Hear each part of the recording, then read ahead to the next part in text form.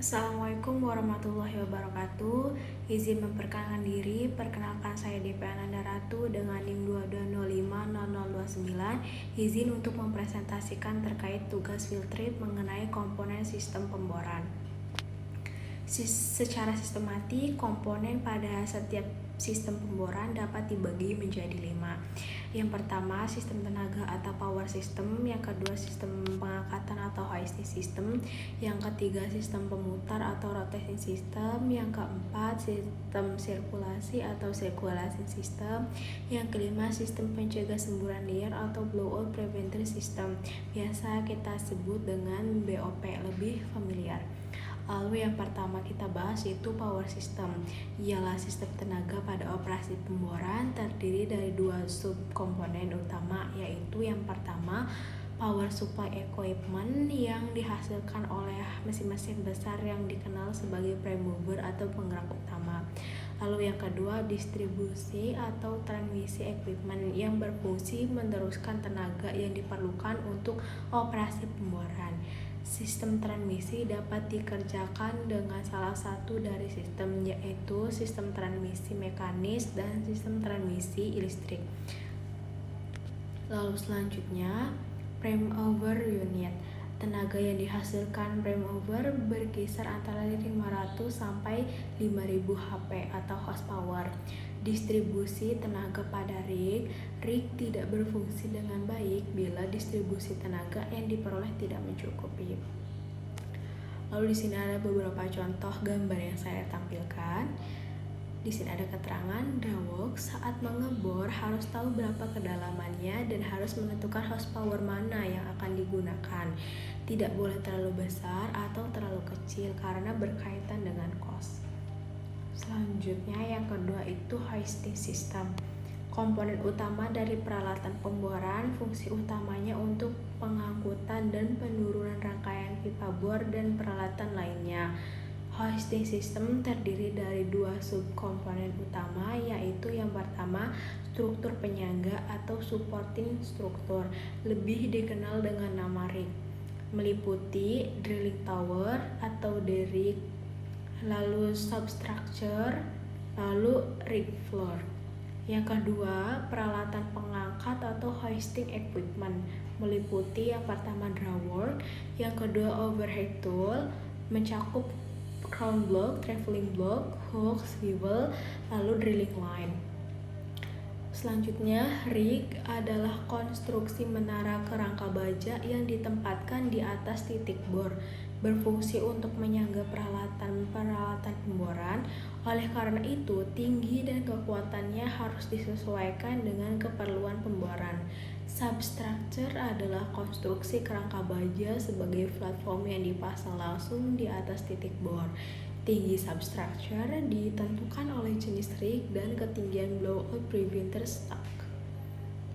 Lalu selanjutnya, rig floor ditempatkan di atas substructure. Bagian ini penting dalam perhitungan keadaan sumur karena titik nol pemboran dimulai dari lantai bor. Di sini saya tampilkan beberapa gambar dari hoisting system. Selanjutnya, rotating system. Rotating system fungsinya untuk memutar. Sistem pemutar terdiri dari 3 subkomponen.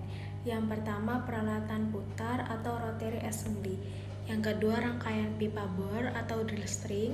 Yang ketiga, mata bor atau bit. Yang pertama, peralatan putar atau rotary assembly ditempatkan pada lantai bor di bawah crown di atas lubang.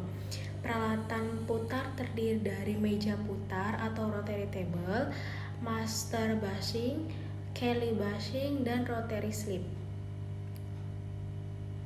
Kunci utama dari rotary table ialah rotary table, master bushing, dan Kelly bushing digunakan bersama-sama untuk memutar rangkaian pipa bor.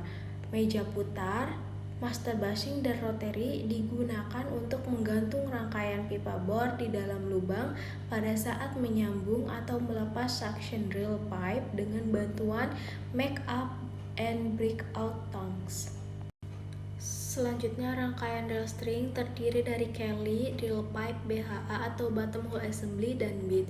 BHA terdiri dari Dirkolar, MWD, Stabilizer Rotary Rimar, dan BIT merupakan alat yang langsung menyentuh formasi, berfungsi untuk menghancurkan dan menembus formasi. Di sini saya tampilkan beberapa contoh dari rotating system.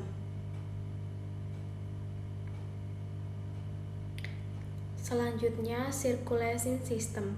Suatu sistem pada pemboran yang mensirkulasikan fluida pemboran atau lumpur bor ke seluruh sistem pemboran, sehingga lumpur bor mampu mengoptimalkan fungsinya. Fluida pemboran ada 3 jenis, yaitu water based mud, oil based mud, dan air or gas based mud. Selanjutnya, fungsi utama lumpur pemboran.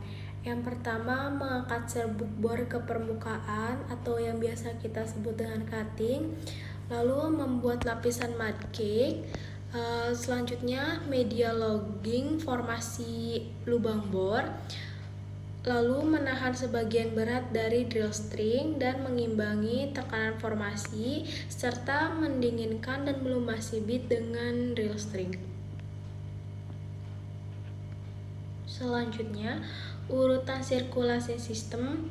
Yang pertama dari mud tank, lalu mengalir ke suction line, masuk ke mud pump, lalu disalurkan ke discharge line, masuk ke standpipe, lalu ke rotary hose, gooseneck, swivel, top drive, dan dialirkan melalui DP atau drill pipe, lalu DC atau Dirkolar, lalu kemudian bit, dan lumpur akan keluar dari nozzle bit.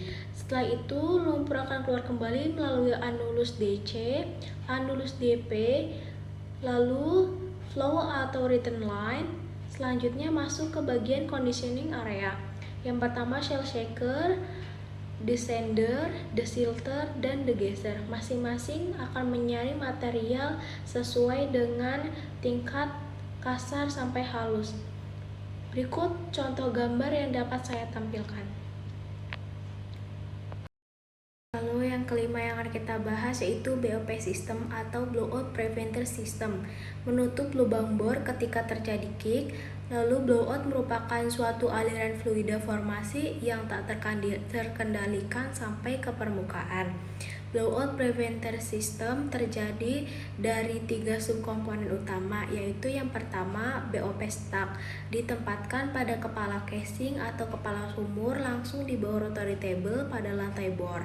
BOP stack meliputi yang pertama annular preventer, lalu pipe ram preventer, drilling spool, blind ram preventer, dan casing head.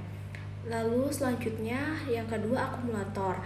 Akumulator biasanya ditempatkan agak jauh dari rig dengan pertimbangan keselamatan. Fungsi utama adalah menutup dengan cepat valve BOP stack pada saat terjadi bahaya. Yang ketiga supporting system.